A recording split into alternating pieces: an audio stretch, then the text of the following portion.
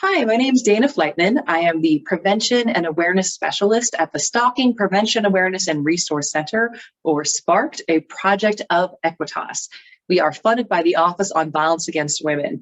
I am delighted to be here to walk you through our new campus program to build public awareness on your campus about the crime of stalking.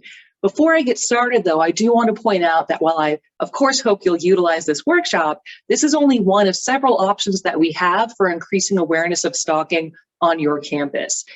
You can certainly use components of this program independently, like the videos that you'll see or some of the exercises. We also have discussion guides on our website that you can utilize for additional programming, like discussion guides on the TV show You, for example, and discussion starters on the media normalization of stalking, which can always be a fun way to get folks talking.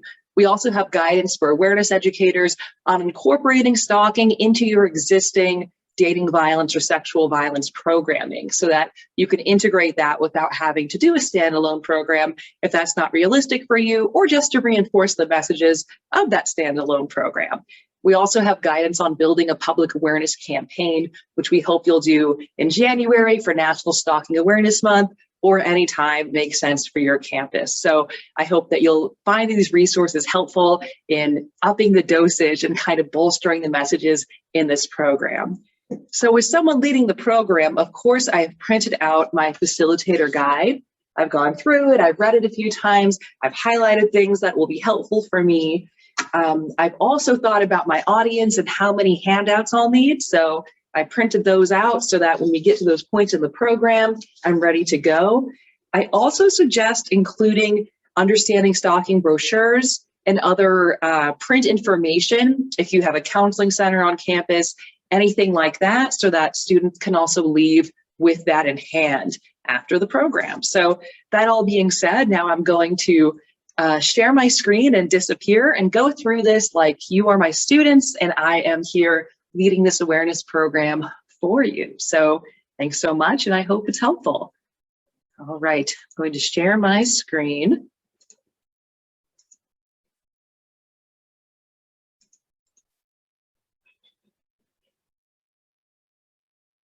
Hi, my name's Dana, and I'm the Training and Awareness Specialist at SPARK.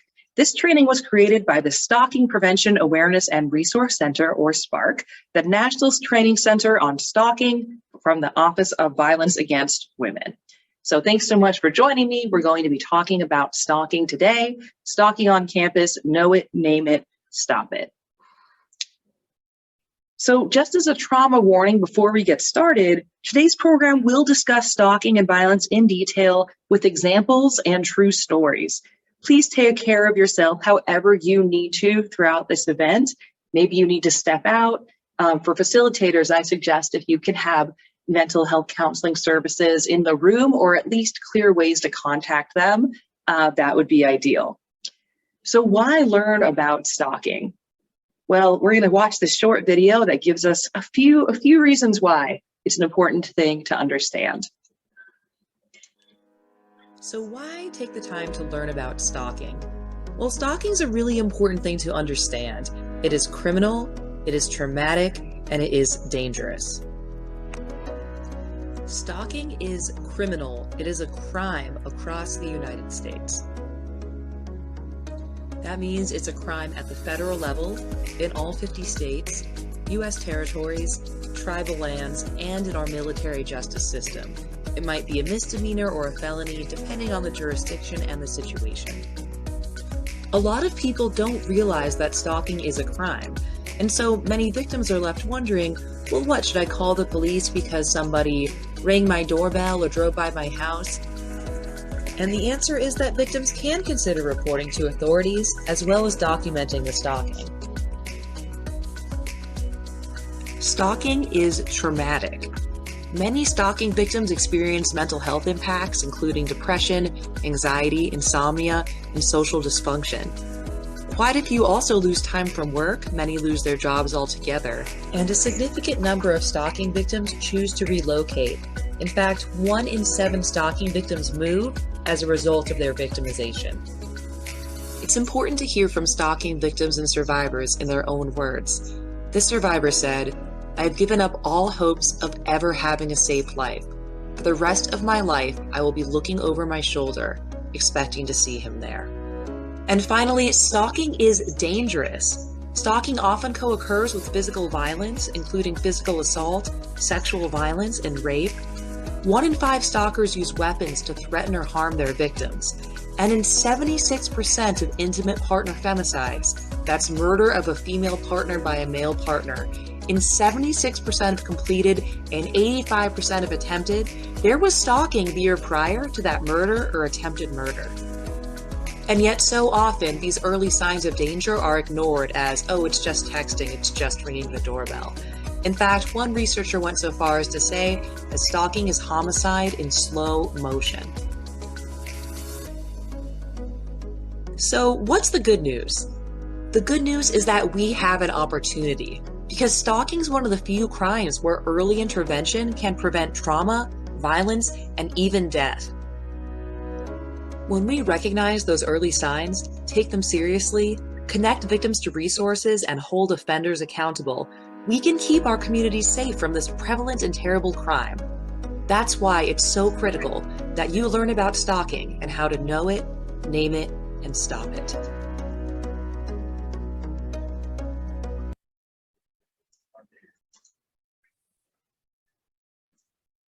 So let's get to it and go ahead with part 1, know it, so that we can best identify stalking. So at this point in the program, what I do as a facilitator is hand out these scenarios. I'm coming back on camera to show you. There are 3 of them. They look like this. They're all similar in nature, but I'll walk you through the first one so you can see how this should work. So basically, it should be a 2-sided, ideally printout. And so what you want to do is encourage participants to first just look at this first page here. It's marked 1 in the bottom corner. So in this scenario, it says, you receive a call, a woman's crying and gasping, struggling to speak on the other end. When she finally calms down, she says, there's a cup of coffee in my car. In your group, discussed, and so this is where you'd want to hand this out to small groups. What's your initial reaction to hearing this? Like, do you feel alarmed? Are you confused? Are you annoyed? Are you concerned? Does this person seem rational to you? You know, why or why not? Does this call seem particularly urgent? You know, do you think if someone called a friend, campus police, or someone like that, how might they respond? And what could be going on here? You know, why is this cup of coffee causing so much panic? And so students should spend some time discussing that scenario and answering those questions. They'll probably say something along the lines of, I don't know what's going on. It seems like this person might be overreacting. Or they might say, I want to believe something's going on, but I don't know what it could be. After they've had that discussion, when their group's done, have them turn it over, and then they'll actually learn what happened in the true story. And so when they turn that over, the second part reveals, eventually the victim says, she's here. It turned out the caller's a stalking victim who recently relocated. She did not believe that her stalker ex-girlfriend, who has threatened her repeatedly and physically abused her in the past, knew where she was. When she left for class this morning, there was a cup of coffee with the pet name her ex uses for her on it. And so then discuss, okay, how does this new information change your perception of the situation? And what message might the stalker be trying to send? And so this is just one of the 3 scenarios. If you have a small group, maybe you just want to use one. It's okay if multiple groups get copies of the scenario, whatever, but you want to allow a few minutes here for them to discuss and then report out so that they can tell the story, succinctly and what was revealed. And the point here is to really talk about the highly contextual nature of stalking behaviors. So after I allowed maybe 5 to 10 minutes, 10 might be a little bit long, for my groups to talk about this amongst themselves, when I bring folks together and have them report out, I want to kind of summarize and wrap up with some speaking points like this. And this is what's in here in your facilitator guide. So stalking cases often include stories like these.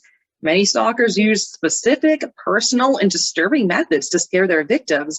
And sometimes it's not clear to victims that a crime even occurred. Stalkers know that their victims may sound crazy when they report the stalking, especially if they don't have proof of what happened. And stalkers can use this to their advantage. As you discussed in the scenarios, context is critical in stalking cases. The coffee cup, for example, isn't scary until we know the whole story. In most stalking laws, there's a reasonable person standard. So the reasonable person standard asks us to consider how any rational person in similar circumstances to the victim might feel. In other words, if a reasonable person would be scared once they understood the context, once they understood the tuxedo, once they understood the coffee cup, right? That could be stalking. To talk a little bit more about how context is critical in stalking cases, we're going to watch another short video. Context is critical in stalking cases. It's really everything in stalking cases because a lot of times what seems the scariest to a victim or survivor may seem benign or even nice to an outsider. For example, let's say a victim returns to her desk at work and finds roses. She might become very scared, thinking, well, does the stalker know where I live? How did they find me?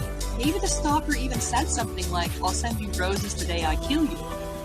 Meanwhile, her coworkers are saying, oh, this is so wonderful, and have no idea why the victim's reacting the way that she is. So if you don't understand why a victim's so afraid, you can simply ask them, why was that scary to you? What message did that send to you? Can you tell me more about that? There are multiple studies that show that victim fear is an excellent predictor of victim danger. In other words, if the victim's afraid, there's probably a good reason. Not all victims of stalking express fear the same way. In fact, some may not express fear at all. Some victims may seem more annoyed, sad, angry, or have no apparent reaction whatsoever. Different people react to trauma differently, and that doesn't mean they're not experiencing fear and/or emotional distress. So to summarize, something may be scary to a victim that doesn't seem scary to an outsider. Stalking behaviors often have specific meanings only understood between the victim and the offender. And even if a victim isn't outwardly expressing fear, there may still be fear and still may be stalking. Context is key to understanding stalking and gaining the tools to know it, name it, and stop it.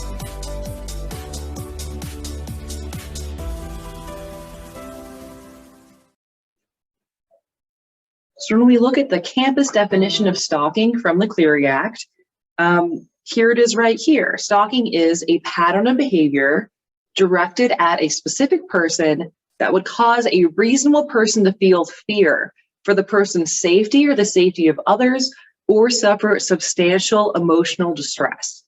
So in other words, if what's happening is scary or distressing, it's not the first incident, not the first thing that's happened, and it's targeting that same person again, it could be stalking. And stalking's not just frustrating or annoying, it's scary and or causes severe emotional distress. So it can be really helpful to hear from victims in their own words. These are all quotes from stalking victims talking about the amount of fear and distress, this sense that it's beyond a nightmare. I do not feel safe at all. He knows everything about me. I'm so frightened.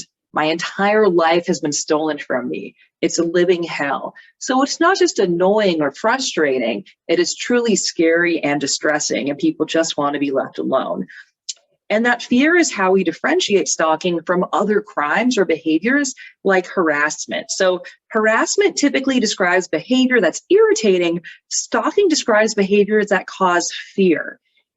Now, it can be tricky to identify stalking because, just like in the video they mentioned, some victims may not use language like this. They may not say the words nightmare or frightened or fear.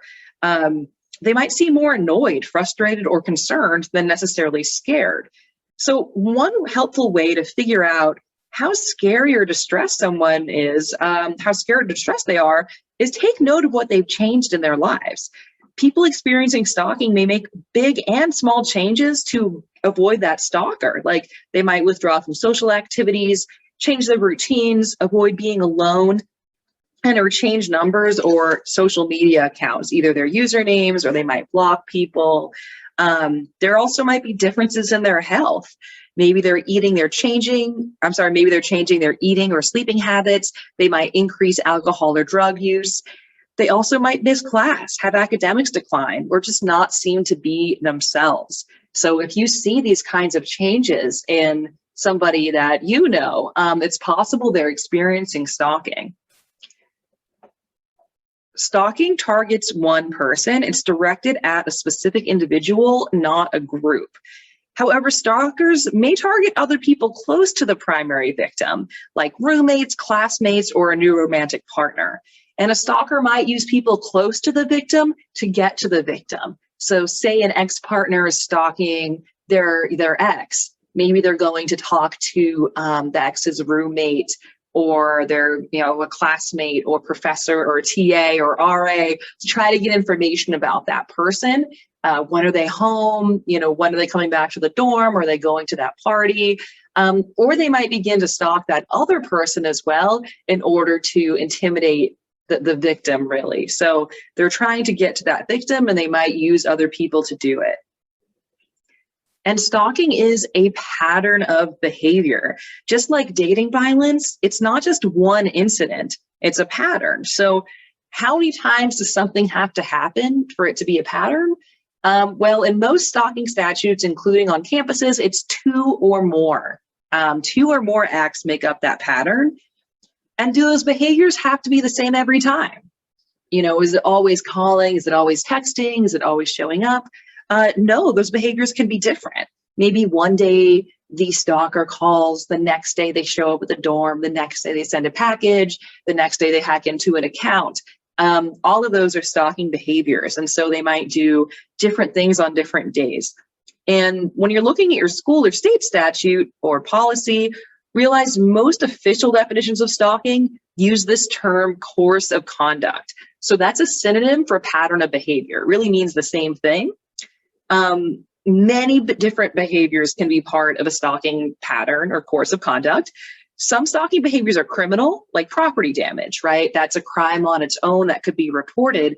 But other stalking behaviors aren't crimes on their own. For example, sending gifts, but can become criminal when part of that stalking course of conduct.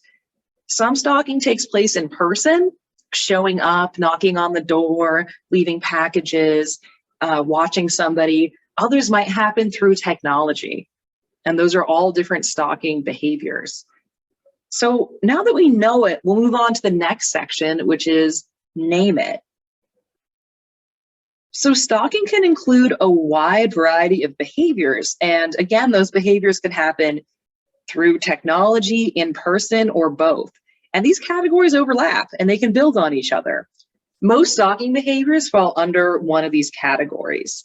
So I'll explain each one to you, and then in small groups, I would have the group brainstorm some strategies for each. So surveillance is what most people think of when they think of stalking. It's includes watching, tracking, and or gathering information about that victim. Life invasion means showing up in the victim's life. The victim does not want them to be there, but there's the stalker or signs of the stalker. Interference includes sabotaging, attacking, humiliating, or otherwise changing the victim's life for the worse. What's actually changing for that victim? And intimidation means the ways a stalker threatens and or scares that victim.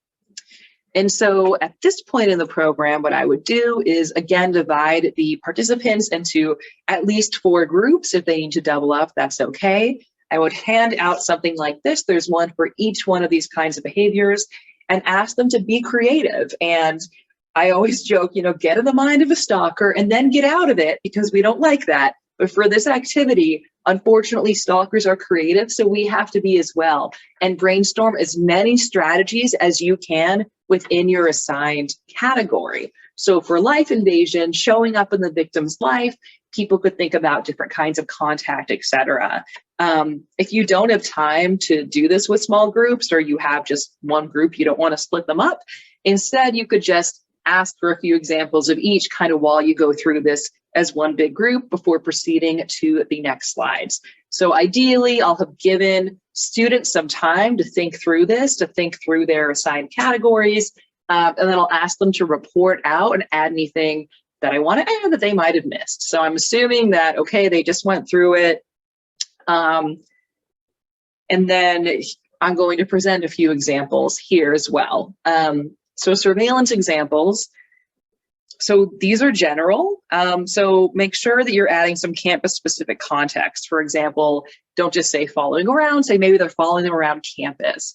Maybe they're not just showing up, they're showing up in the dining hall, they're showing up at your soccer game, things that feel campus-specific, that are unique to your campus especially. So here's some examples of surveillance that the participants may have come up with. It could include following or checking in on, that could be on foot, in a car, or using technology, watching or waiting, planting or accessing a camera. So they might access the camera that's already there, or access somebody's GPS or some account remotely, or maybe they place something like a GPS on the car. Just keeping track of what the person does online, hacking into accounts or monitoring their devices, or asking other people about the person. And it's good to note that most surveillance happens both in person and through technology. So many offenders do both. So here's just a few examples. Similarly, some examples of life invasion, we most typically see that through that repeat contact. So, contacting other people close to the victim, calling their sorority sister. Are they going to that party? Are they going to Rush this year? Joining student activities. So, since when are you going out for the team? Since when are you in the a cappella group, right? And especially on a campus, there's so many opportunities to just show up and join a public event or a student event. Could also be spreading rumors and or misinformation is really common. So, they're hearing their lives being invaded because they're being discredited all the time. They're hearing all these negative things about themselves, and it is really getting to them in their daily life. Interference is similar to life invasion, but it's what's actually changing for that victim. So that interference through sabotage or attack, it could be hacking or tampering with accounts, whether that's your bank account online, your academic account, email, or social media. We see a lot of impersonation, so making a fake profile for the victim, pretending to be them, and then spreading rumors. Forced confrontations, like they're standing in the dorm hallway, they're at the front of the dining hall, so we don't want to go in. It could be interference, like property damage. Well, they slashed my tire, I can't get to school. Very clear interference there. Or causing trauma or injuries. The person, they need to go to the counseling center. They need to go to the hospital. That's interfering with their ability to live their normal life, of course. And then last but not least, intimidation, and a few examples if students didn't get to them. A couple things to explain are that the intimidation, just about every tactic I just listed, I think you could see how that would be intimidating contextually, right? But we do see those direct threats, those I will hurt you, I will do this to you, but we also see indirect or implicit threats. So that, remember when you told me that secret, it'd be a real shame if that got out. Or maybe it's a symbolic violence, like a scary gesture or slashed tires or a crushed can or something like that. And when we're thinking about intimidation and fear, it's not only of bodily harm. People might be afraid that a secret will be shared, or that a photo will be leaked, or that a message will be shared, or something like that. And so these are just a few of the many examples of stalking behavior, and there's no way to name them all because unfortunately, stalkers are quite creative. But what you want folks to understand is that there are so many different stalking behaviors. It's not just surveillance, and 2 or more of any of these, we could be looking at a stalking situation. So stalking is prevalent. An estimated 25 million people have been stalked in the United States over the course of their lifetimes. That's 6 to 7.5 million stalked in a 1-year period, which breaks down to about 1 in 6 women and 1 in 17 men. And of course, people of all genders experience stalking, absolutely. We don't have a great national estimate right now for stalking among gender nonconforming people, so that's why I'm repeating the data to you in this way. People experience stalking across the lifespan, from children all the way up to older adults, but our young adults ages 18 to 24, these college age folks, they're experiencing the highest rates of stalking on average among our adult populations. So people of all genders can experience stalking, absolutely. We know that most victims of stalking are women, and the majority of victims identify their stalkers as male. That's true for male victims, female victims, and gender nonconforming victims. Also, regardless of the victim's sexual orientation, most of the offenders that are identified are male.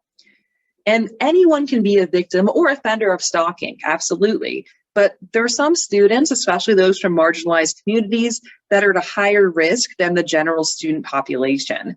So students who identify as transgender, non-binary, and or genderqueer experience the highest rates of stalking on campus. Multiple studies show that lesbian, gay, and bisexual individuals are also at increased risk. Students with disabilities are more than twice as likely to experience stalking as students without, and Black and Native American students experience about a third more stalking on average than other students. So this is just a brief look at how stalking impacts different communities. The stalking behaviors, relationships, and impacts might be different in different communities. So there is a fact sheet at stalkingawareness.org that gives more information about how stalking impacts different populations. But it's just good to note that while all folks are at risk, there are some at higher risk than others. So here's a screenshot for the word, image results for the word stalking. So what do you notice about these pictures? And I would give the group a little time to respond. You know, what's the popular image of a stalker? What does a stalker look like? And I would note that it's pretty much this sort of faceless, hooded male stranger lurking in the shadows or in an alleyway. And TV shows also popularized this idea, as well as the idea of the secret admirer stalker, you know, sending a ransom style note or something like that. And while this can happen, it's relatively rare and not very accurate, because when most people think about stalking, they might be thinking about this or about celebrities being stalked by obsessed fans. But in reality, most offenders know their victims in some capacity. They're usually intimate partners, friends, or acquaintances. So about half of stalkers are intimate partners, that's current or former. And if you're familiar with dating abuse dynamics, stalking can be a method of exerting power and control in an abusive relationship, right? So they're continuing to control that person by engaging in some of those stalking tactics that we talked about earlier. So a lot of times it's a partner or ex-partner. And that's important to realize. But it's also essential to realize that many stalkers are not intimate partners. They could be acquaintances, like friends or estranged friends. Maybe there was a falling out of some kind, or classmates. So when stalking on campus, it could be related to dating violence or not. And we definitely want to be thinking about all those different relationships that could be stalking relationships. So again, if you look at these two figures, you know, this happy person with the gift or this person in a trench coat, which one seems scary? My guess would be it's that one in the trench coat, which better matches those image results, right? This sense of this kind of hooded stranger. But, you know, when we think of stalkers as hooded strangers, spies, or obviously creepy people, we're less likely to accurately identify when it's really happening. And this is a real problem because most victims of stalking on campus do not identify what they're experiencing as stalking and do not seek formal help. Victims may say or think something like, oh, that's not a stalker. That's just, you know, my ex having a hard time getting over things. Or, oh, it's just an old roommate who's angry about something, not a stalker. But those are the most likely person to actually be engaging in stalking behaviors, right? So that misunderstanding can lead to underreporting and lead victims to really minimize their experiences and not get the help that they need. So all stalkers can be dangerous, absolutely, but on average, our intimate partner stalkers are the most likely to threaten and harm their victims. So I'd ask the group, why? Why do you think that is? Why would a ex-boyfriend, girlfriend, partner, or current be more likely to threaten or harm than, say, a stranger or someone who the person doesn't know as well? You know, why might an intimate partner stalker make for a particularly dangerous stalker. And so your students might say different things. I think that the most compelling thing is that they know the victim the best, right? Our intimate partners tend to know us the best. They know the schedule, our friends, maybe our family. We might have shared accounts with them. We might have shared our passwords with them, or they could guess them easily. Maybe they came home with us for winter break, so they've met our family. They know all of these things about us. So they have the most knowledge of the victim, as well as what would scare or upset the victim the most, because they know their secrets. They also have the most access to the victim, potentially. You know, again, if those passwords were shared, if they know that person's schedule, if they know, you know, to call the mom and say, hey, I'm worried about this person, you know, can you make sure they call me, or whatever it might be. And so that information and access can put them at really high risk and make them more dangerous than those stranger stalkers that are often what people think of with stalkers. So we're going to learn more about a specific stalking case. So we'll watch the video. There's also an article. So if you're somewhere where the video is not working, or you don't have the audio capability on your campus, they can also read the article, which is a transcript of this video. And so we're going to go ahead and give that a watch and then discuss.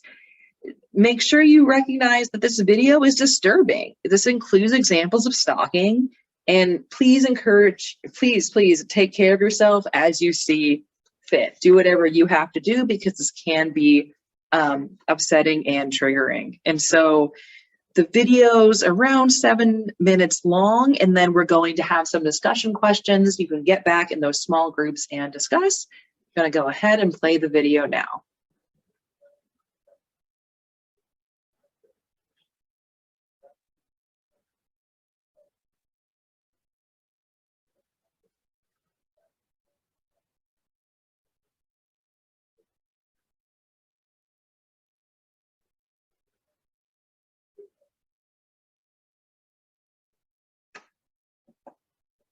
He would. All right, so after watching that video and learning about what happened in this case, I'd like to give groups a few minutes to discuss, to reflect and discuss amongst themselves. And so here are a few questions to discuss in your small groups. I'll give you 5 to 10 minutes to do so, depending on the size of the group and how much folks are talking. And I'll just talk you through these questions and some of the things that might come out of them. What stalking behaviors did Charles use to scare Caitlin? And what we're going through here is to think back to those surveillance, life invasion, interference, intimidation behaviors, and recognize the variety that, and here we actually didn't see a lot of specific surveillance. We saw him showing up again and again, sending gifts, writing letters, having friends contact her, contacting her on the phone, contacting her through email, and a variety of different things. What are some examples of contextually frightening behaviors? So things that are scary to Caitlin, but may have been difficult to explain to outsiders. I think the flowers are a great example of that. You know, someone who didn't know the situation might say, so your ex-boyfriend wants you back and is sending you flowers? Like, that sounds great. You know, that sounds really sweet, and not understand why that's so scary to Caitlin, who's been really trying to get away from this person and did not tell him where she lived. And so, you know, that contextually, it's very scary when just the action without any context or backstory doesn't really seem all that alarming. How might you respond if Caitlin was your friend and told you about Charles coming onto campus after the breakup? And I encourage students to be honest. I mean, would you immediately say, wow, Caitlin, that sounds really scary? Would you give him the benefit of the doubt, you know, and why? And how might different people react? And at what point do you think Charles became scary? Was there one clear moment, or would it be different for different people? And so in the materials, there's actually a timeline of the stalking case that they can refer to. And I think you'll find that different people might become afraid at different points. You know, victims are different. We're all different in terms of what scares us, what bothers us, where our boundaries are, and what's crossing them. And so, you know, to recognize that. And how is his behavior changing Caitlin's life? How is it impacting her and others around her? While her mom's terrified, you could imagine her social life's been impacted. She can't work where she wants to work because he might show up. So really multiple aspects of her life are being affected by his stalking behavior. And so I would give folks a few minutes to have those discussions amongst themselves. And then I debrief with the speaking notes here in your facilitator guide. So I say, thanks so much for having that discussion. Does anyone have any major reflections they want to share? And Caitlin's case highlights some common dynamics of stalking. Charles used a wide variety of tactics to scare Caitlin, both in person, like showing up, and through technology, like texting her. Some, like leaving her flowers with a note, were contextual in nature and could be easily dismissed by others as no big deal. People have different reactions to behaviors like Charles's, and different victims may become scared at different points. You could see how some of these early signs, like Charles showing up on campus, could be brushed off by friends or responders. Stalking should not have to keep happening again and again and again before we take it seriously. If a victim is afraid, they probably have a good reason to be. We need to be able to identify stalking behaviors early on and step in to stop stalking before it escalates and keeps happening again and again. So how do we do this? Well, we all have a role to play in building awareness about stalking, addressing stalking, and supporting victims and survivors. There's a few different ways to think about doing that. One is to realize the word stalking is often used casually and incorrectly. So you may have heard or said something like, I was stalking you on Facebook, or I was totally stalking you online. Well, what was happening was not actually stalking. Looking at a friend's photos on social media, that's not scary, right? That's not really stalking, but we often use that language. And hearing stalking used incorrectly so often can negatively impact our sense of urgency around this crime. It can lead both victims and responders to minimize the experience and think stalking's not so bad because it's something we hear about all the time, that it's not that big a deal, when actually it is a prevalent crime and just criminal, traumatic, and dangerous. Don't minimize stalking. In the media, stalking is often presented as romantic, funny, or sexy. But in reality, again, it's criminal, traumatic, and dangerous. Don't minimize or downplay stalking. Think about if you're giving that person the benefit of the doubt in terms of their stalking behavior, why, and should you, and who should you be concerned about? Now, most victims of stalking talk to their friends or family about the situation first before pursuing any sort of professional or legal help. And if a stalking victim talks to you as a friend, your response makes a huge difference, and if they feel validated or seek help. So in other words, if this is happening to someone you love, they may come to you about it, and your response makes a big difference. So we're going to watch this short video about how best to respond to victims of stalking, if that happens to you. Most victims of stalking talk to a friend, family member, or someone else they know and trust first before deciding to seek additional help. That person's response can make a huge difference. If the victim's fears are validated and taken seriously, they're more likely to tell others, as well as to seek additional help from law enforcement, victim service providers, or other community resources. If someone tells you that they're experiencing stalking, believe them. Many victims blame themselves, so remind them that the stalking is not their fault. Nothing that the victim did or did not do justifies the stalker's behavior. If you see or hear from the stalker, do not share any information about the victim, no matter what the stalker says. Don't just have one conversation, check in with your friend using the communication medium that they prefer. Encourage the victim to make a safety plan and to seek local services to help them do so.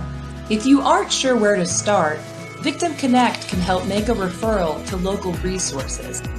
Stalking victims can also complete an assessment at coercivecontrol.org to learn more about the risks in their stalking case. And the Stalking Prevention Awareness and Resource Center has some general information about stalking at stalkingawareness.org. Remember, victims are the experts on their own lives and safety. Friends like you can provide the information, options, and support to help them make the right decisions for themselves. Together, we can know it, name it, and stop it.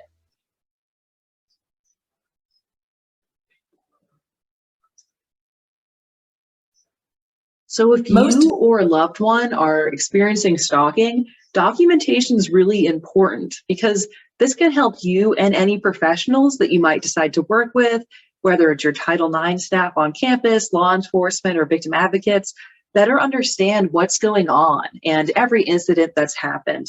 This log's available for free in English and Spanish on the Spark or the Stalking Awareness website. So if you're talking to a friend, if you're experiencing this yourself, it'd be really helpful to keep track of it in a log like this.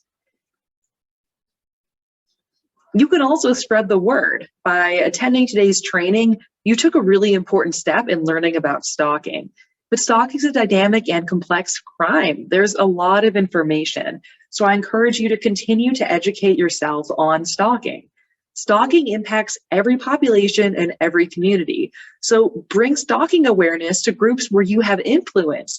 It could be through your sorority or fraternity, your religious community, or other clubs and networks. Places where you have relationships, where you have influence. Make sure that you're talking about stalking and considering leading workshops, handing out brochures, and doing things like that. Because educating your community on stalking can make victims more aware of when they're being stalked and more likely to take the threat seriously and seek help that they might need.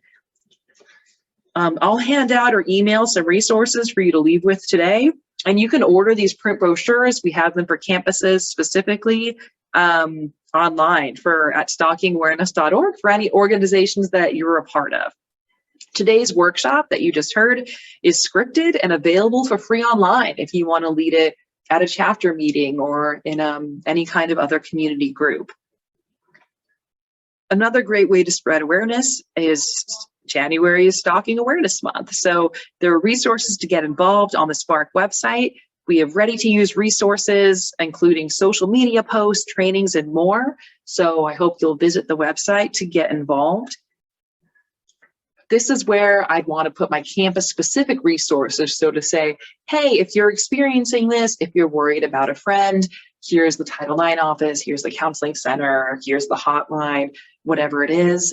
If you partner with a local victim service provider, perhaps include that as well. Note which resources are confidential and which aren't. So this is just a spot for you to put in the local resources here.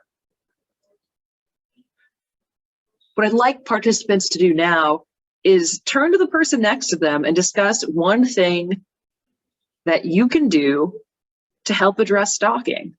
So here I'm going to allow a couple of minutes for folks to actually turn to that person and say, here's what I'm going to do. And if you have time, maybe ask some participants to share their commitments with the group. Some things that they might be thinking about include, I'm going to stop using the word stalking casually. I'm going to be critical of media that shows stalking as romantic or funny. I'm going to point that out to my friends. I'm going to order some brochures and make sure I have them at my chapter house. Or I'm going to, talk to someone in my life that now I'm thinking, maybe that breakup is past the tough breakup and into the stalking territory. I'm going to address this with them. And so, those are some of the things that they might talk about doing. And we can help, right? So Spark is some more informational resources on stalking. We provide in-person and online trainings. They can visit the Spark website to learn more. Please note, Spark does not offer services or guidance for victims directly. For that kind of help, you'll want to look at those campus resources that were mentioned previously. And you can follow Spark on social media at Follow Us Legally. And here's just some of the things that you can find on the website. Fact sheets and infographics, including ones about campuses, awareness resources and the videos you saw today, some tips for helping friends, and discussion guides to have those conversations and continue them. So thanks so much for your attention today. And please learn more at stalkingawareness.org. All right, so at that point, I would conclude the program. I might leave some time for questions.